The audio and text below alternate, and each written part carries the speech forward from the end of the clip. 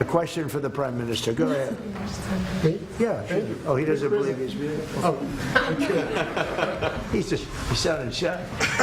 With Japanese people, of course, no, Japan and US are very good friends. But one question: why didn't you tell US allies in Europe and Asia, like Japan, about the war before attacking Iran? So we are very confused about Japanese citizens. Well, one thing, you don't want to signal too much. You know, when we go in, we went in very hard, and we didn't tell anybody about it because we wanted surprise. Who knows better about surprise than Japan?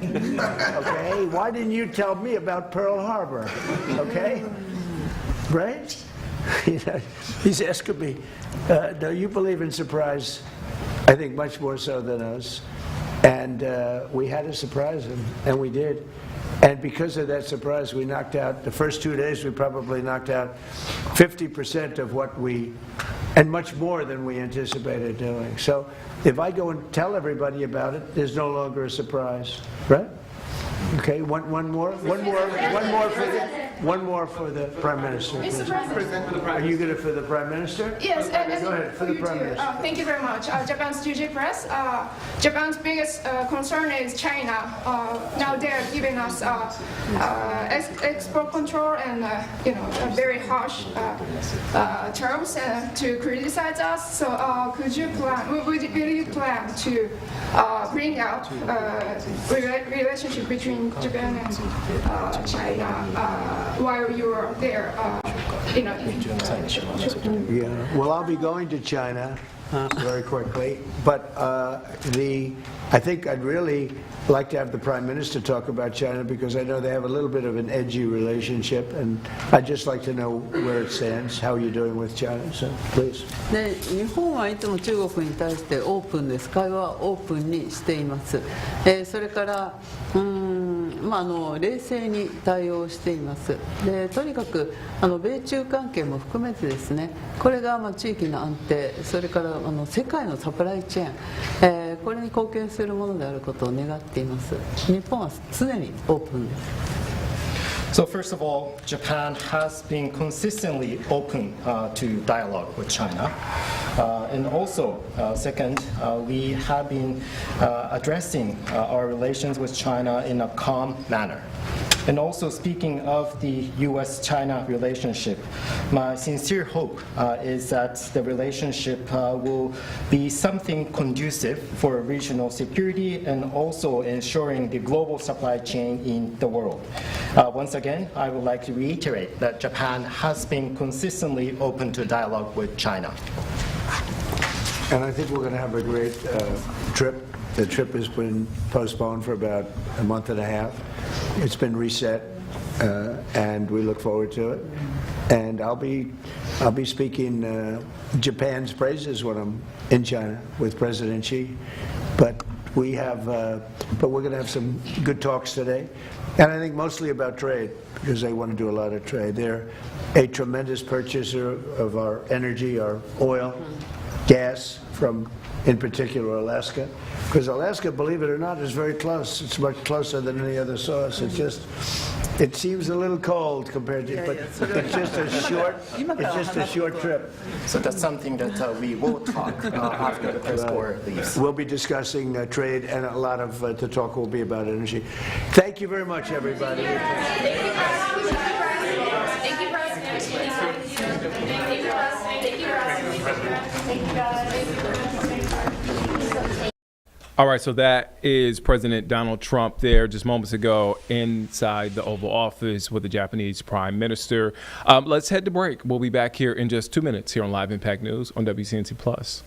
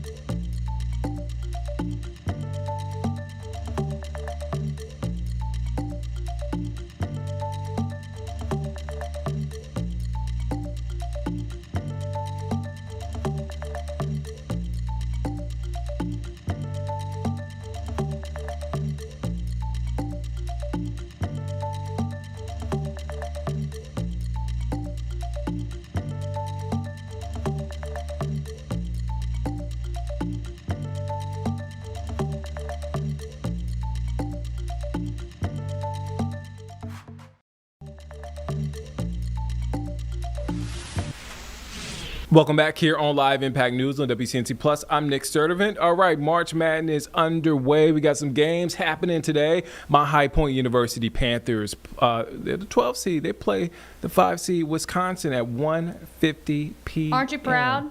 I am proud. We never made the tournament while I was in school. We made the tournament for the first time last year. So, Yeah. I mean, beautiful stadium. I wasn't around for the beautiful stadium. Long gone. They But- said Nick's gone, time to build it up. Time to build another stadium. Nick's gone. But I'm proud of High Point University. I grew up going to the games Okay. as a kid. I shouted out a couple players, even friends I know, and fraternity brother Melvin Crowder played on the High Point University team back in the 2000s. Arizona Reed was like a star in the city. He played on High Point University's team. But yeah, man, a lot of great guys that played that have come through High Point University. So I'm glad to see these young guys make it to the tournament. Right. 150, all eyes, well, at least my eyes are going to be on that game, checking out my guys. But speaking of the tournament, we had a special guest yesterday, Sure did. Muggsy Bogues. Folks were excited about this one.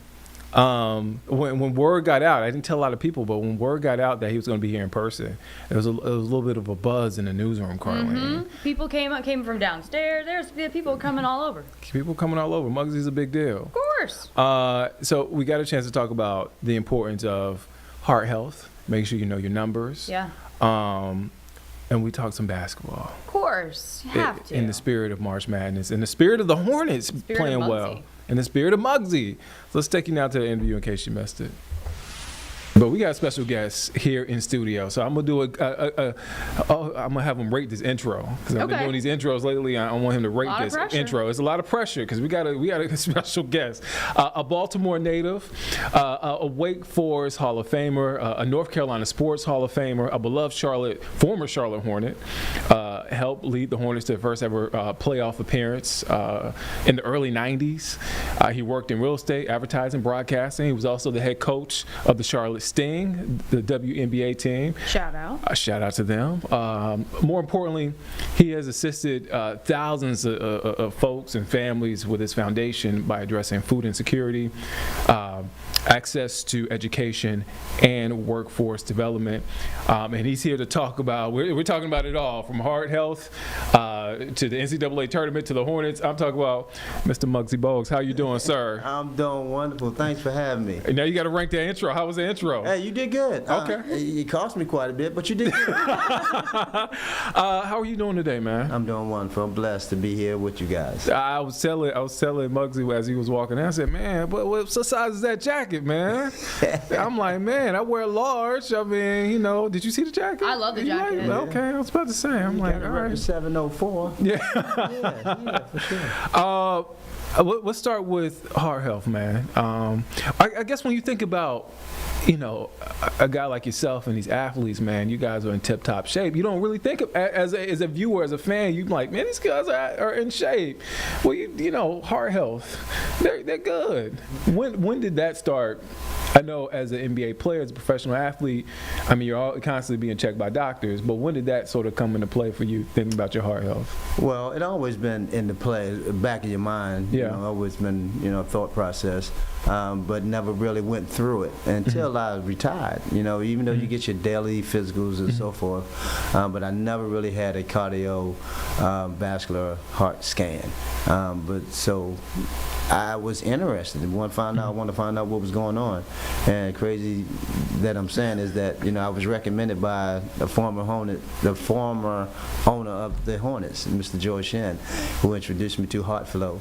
And when I, you know, realized what the company Heart Flow stood for, and they partnered with Game Film in terms of providing insight and information to retired athletes to find out what's all going on inside, you know, with your heart. And it's been amazing and since I, joined and since I did the study and joined those guys, and just to find out what's going on. And I'm so thankful I did it, because we'd never know what's happening inside. As you alluded to, being in tip-top shape, doing all the great things in terms of being the best professional athlete or athlete that you possibly could be, eating healthy, exercising right, but not knowing exactly what's going on around your heart. I think now they did a study where it starts at the age of 30, to where you need to be aware of that, how much plaque there possibly could be, generating around your heart. So when I had the opportunity to go through that study, and actually I got my wife to go through it as well, but it's been an eye-opener. It's been something that I've been, really advocating about because of some of my friends that I've lost, and basically could have been not knowing it could have been prevented. So I just want to be, spread the word as much as I possibly can, for us to check on our health. It's not just athletes. We have, and even in our community, we have a lot of underlying issues that goes along. So you got to make sure that, you find out what's all happening. And I think, it all starts with, checking your cholesterol and all that sort of stuff that give you that sign to knowing that this is something that we need to really, invest in, to really check on what's actually going inside with your heart. And as you were talking about, as men, as black men, we stubborn about going to. I think it's changing a lot. It is. But historically, we've been stubborn because we've been scared to go to the doctor. You're scared of the unknown. The unknown. That's right. I guess for you, and you talked about your wife being a part of HeartFlow. Can you walk us through what exactly HeartFlow is and what you guys had to do? Yeah, it's HeartFlow. It's AI. It's a non-intensive type of study that's been done on it. It's a scan, basically looking inside what's going on with the arteries, and being able to see exactly the type of plaque, the volume that's inside, and it gives you that indication. It gives you that detailed insight to really knowing the volume that you have inside with your heart. And it's a diagram, we visualize.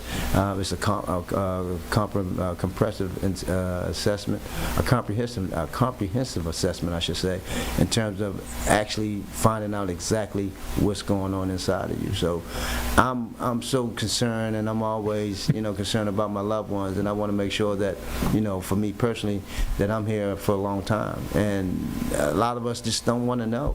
We just, as you said, we're afraid to know what's actually going on, but knowing, because you got so many people that cares for you, and not only that, it's good for your physician, clinical as well, to know what type of, risk you are, if you're high risk or you're low risk. So that information is always, vital. And for me, personally, I just wanted to know what was all going on inside, because I know a lot of folks that rely on me, and I want to be here for a long time. Oh, man, we want you to be here for a long time, and we want to have you in here at 99 years old doing an interview. Yeah. And the good thing about it is, I know we're talking about retired athletes and a lot of athletes about being an athlete, but it's for everyone. It's been a study that you need to age 30 years old, and that really has been detected. So it's be a good opportunity to really just find out, because you check with your insurance, quite sure it's covered through that, just to know what's all going on inside your arteries, because as we said, even an athlete as well as just an individual, you just don't know how much plaque that you're creating inside your heart. Yeah, my father passed away from a massive heart attack when I was 7, and so I think about it, old school guy, did not want to go to the doctor, but I think about it, if you prioritize, and for me, I got a physical next week, and so it's just me prioritizing my health, and I feel like that's just a great message to get out to especially young men, right? Because you think in your 20s, your 30s, and you're like, man, I'm invincible. Nothing can. But that's how we think. Yeah. And that's just the the nature of it, that we feel good. You don't have no type of symptoms or anything. But again, it could be hereditary. You never know what's going on in your family, as as some of us don't do that type of study and find out exactly what happened from generation to generation. But when you do have that understanding and have that information, it can be so helpful. It can put you at ease just knowing. And this test can give you that type of visual. It can give you that type of detail, insight that actually what's going on inside. Let's switch gears. Let's talk about. You want to talk about some Oh, basketball? we can talk about whatever. Come on, let's Man, you go. know, hey, can I Bring him in. But but we had to get the most important thing out of the way. oh, for sure. Yes. Of Yeah. talking about health, because we want everybody to be here for quite some time, and the only way we know is knowing what's.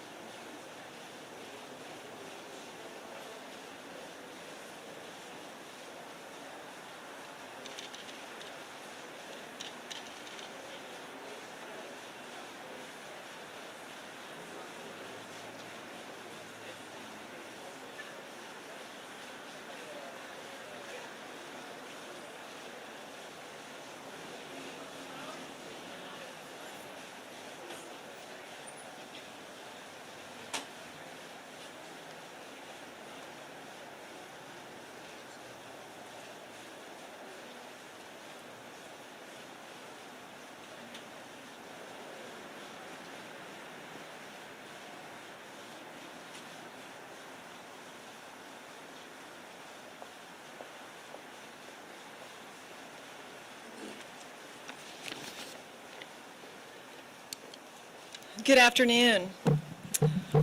First of all, I want to welcome Governor Stein and his team to Central Piedmont Community College, and to all of you today for taking the time to join us. We are proud to host this press conference and this conversation today at Central Piedmont, and I couldn't have imagined a better place or a better location for today's press conference. And yes, we did order up the weather. You're welcome. At Central Piedmont, we deliver almost 300 programs with a strong and ever-growing enrollment. And this year, as of this morning, we have exceeded 56,000 students this year. So we are so excited about the impact that we make here in our community.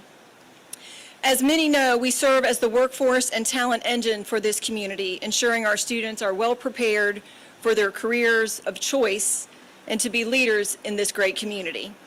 This includes leaders in public safety that are in service to our communities.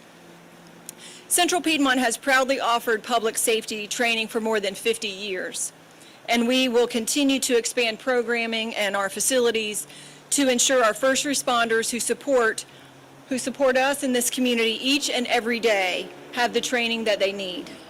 We believe in not only preparing these community servants, and I want to say that again, it is a large workforce who keeps us safe, but these are public servants. And we will continue to make sure that they have the skills that they need to do the job, but also the integrity and the leadership behaviors that are so important as they move to become firefighters, law enforcement officers, and EMTs right here in Charlotte, Mecklenburg. We are expanding facilities in our thriving county, this great Mecklenburg County, both in the north and south parts of our service area. We're going to offer more hands-on and cross-collaborative training opportunities for our agency partners. And we continue to work side by side with those agencies across the county to understand how their training needs are evolving every day. We look forward to all that is ahead in the future for those in public safety and service, and we want to take a moment and thank them for their dedicated service. Please join me in thanking them. So I want to invite our Dean of Public Safety, Luke Sell, to come, and I'd ask the governor to step forward. We'd like to present him today one of our very first coins that has been designed to just really commemorate all the things that we've done, but in the future of public safety at Central Piedmont in all of those areas that we are serving. So Governor, on behalf of Central Piedmont, this is our Dean, Luke Sell. Thank you so much for your continued support. So with that, it is my pleasure not only to host today, but to yield the podium. We've had a great privilege and honor to host the governor and his team multiple times on our campuses throughout the years, and certainly in the last year plus. And we appreciate the governor's commitment not only to higher education and workforce development, but economic opportunity. And yes, his dedication to public safety. And we also appreciate his continued support of Central Piedmont and the 58 great community colleges across our state. So would you please join me in welcoming to the podium the Honorable Josh Stein, the 76th Governor of North Carolina. Thank you. Appreciate you. Thank you so much, President Diedemeyer, for your hospitality, for your kind introduction, and the weather. Good afternoon, everybody. It is wonderful to be back on the campus of Central Piedmont Community College. Our 58 community colleges across North Carolina are creating pipelines of opportunity for students in many different fields. Whether it's in the culinary arts building behind us, and by the way, their cookies are amazing, or the basic law enforcement training, CPCC is a wonderful example of an institution changing lives. I'm pleased to be joined this afternoon by Master Trooper Whit Efert and by Chief of Staff of the State Bureau of Investigation, Brent Culbertson. On January 31st, an 11-year-old boy in Holly Springs was on a pond, icy pond, and he fell through. Fortunately, Holly Springs officer Percy Evans was nearby. He immediately rushed to the scene, jumped in the water, and rescued that boy. He saved his life. But it wasn't the first time he'd saved someone's life. In 2019, he raced into a burning building to rescue a woman trapped inside. Saving lives is what heroes do. That's the kind of thing that so many of our state law enforcement officers do on a daily and weekly basis. Just as they step up to protect and serve us, so must we step up to support them. Many of you know that North Carolina is the only state in the United States that did not pass a full budget last year. But you may not know that the state has not passed a full budget in 2.5 years. A growing, thriving state like North Carolina cannot just limp along. We face certain critical needs that require immediate attention. That's why I have proposed, and the General Assembly must pass, a $1.4 billion critical needs budget. This critical needs budget includes $211 million going to urgent needs in public safety. To keep people safe, we need more well-trained officers on the beat in their communities, building trust and relationships. And to hire and keep the best people, we must adequately compensate them. But we don't. North Carolina ranks 49th in the country in starting pay for our state troopers. So it shouldn't be a surprise to anyone that we have more than 270 vacant trooper positions. We're losing out on talented, service-minded people to other states, local governments, and other types of jobs because we do not pay our troopers enough. The state also ranks 49th in the country in starting pay for correctional officers.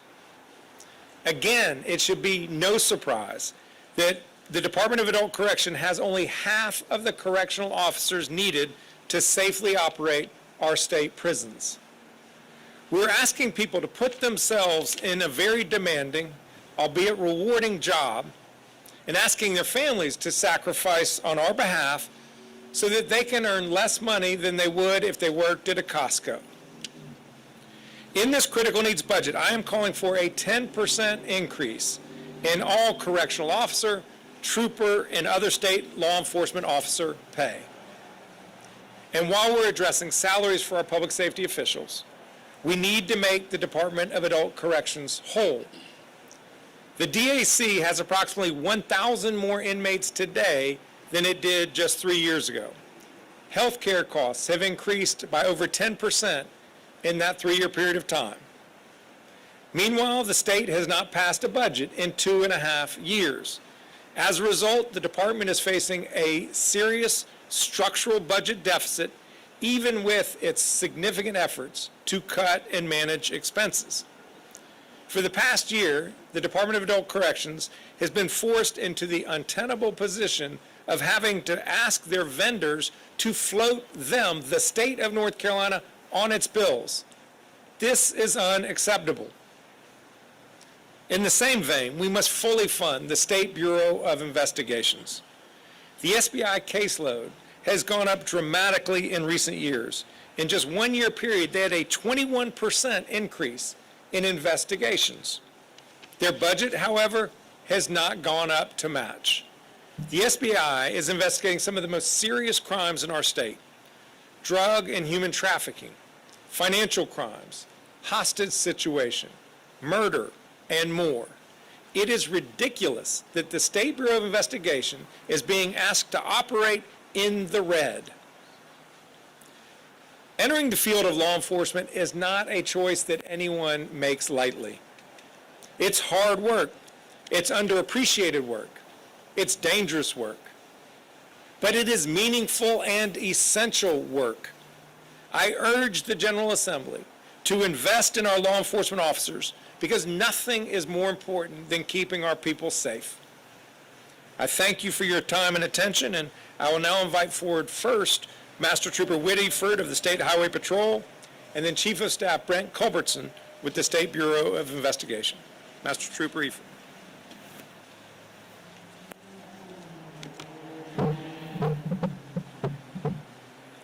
Good afternoon, and thank you, Governor Stein. It's an honor to be here and speaking with you on this issue today. I'm proud to stand here as a member of the North Carolina State Highway Patrol, representing the men and women who put the uniform on every day to serve and protect the people of this great state. My fellow troopers work long hours, they face dangerous situations, and make tremendous sacrifices to keep North Carolina roads safe. To us, it's not just a job, it's a commitment to public service and the communities we call home. But like many law enforcement agencies across the state and country, we're facing real challenges when it comes to recruiting and retaining the next generation of troopers. The work is demanding, and the expectations placed on our members are understandably high.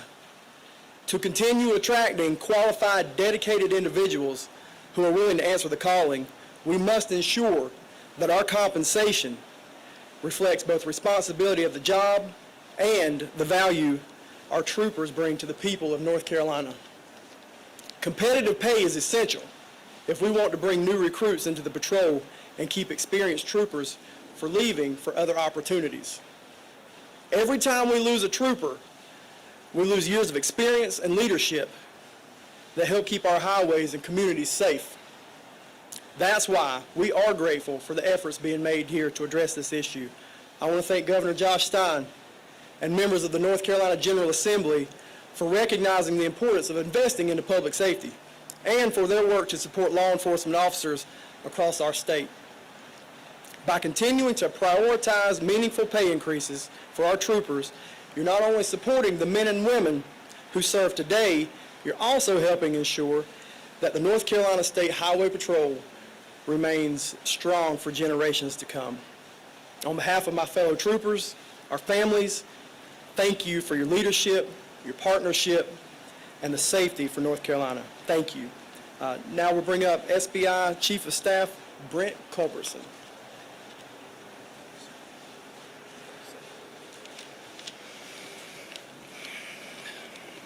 Good afternoon. My name is Brent Culbertson. I serve as the Chief of Staff for the North Carolina State Bureau of Investigation. We at SBI are extremely grateful to Governor Stein to have been included in his critical needs budget request. These funds that have been requested specifically for the SBI are mission critical for our agency in order to better serve our law enforcement partners and keep people safe across the state of North Carolina. The State Bureau of Investigations was founded in 1937 and provides investigative and technical assistance to a variety of law enforcement partners. Our role and essential mission is to serve. In the last year, we have endeavored to do just that.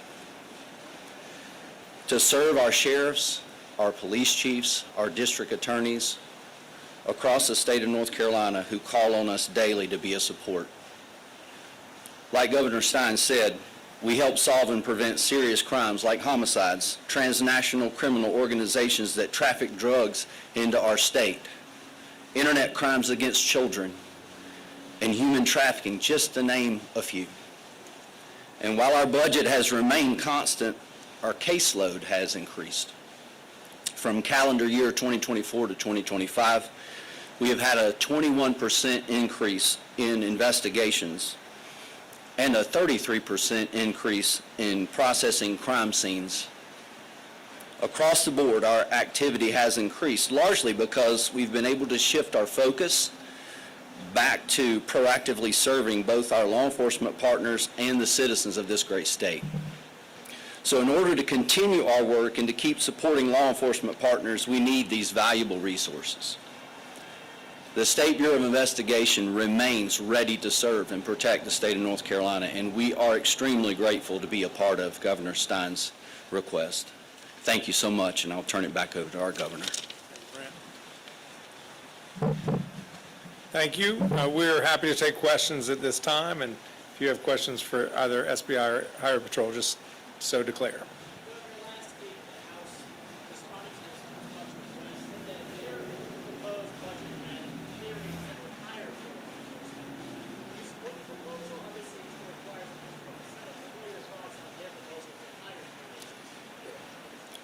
I don't think it was universally so. Maybe for some departments versus others, we took a holistic view of state government.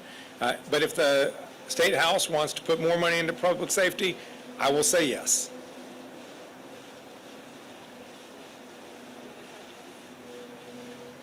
What do you make of this long range? That only state map has what is the real world impact of taxpayers here in North Carolina? What will they see in their daily lives? Right now, North Carolina is ranked 49th in starter trooper pay, 49th in correctional officer pay for starting officers. We're 43rd in teacher pay. We're 50th in the amount of what we invest on a per pupil basis based on our ability to pay. We are underfunding critical services, services that will educate the next generation, services that keep all of us safe, and it's unnecessary. If the General Assembly will come back and do their job, then they can make the critical investments that the people of North Carolina surely deserve.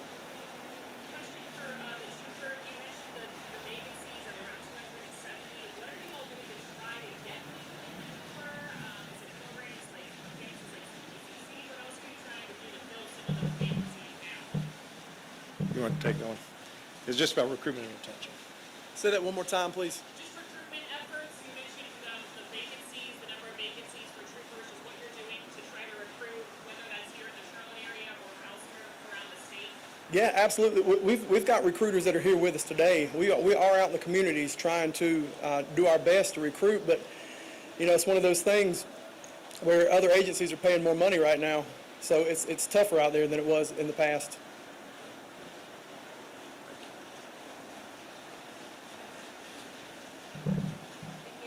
Thanks, everyone, for being here.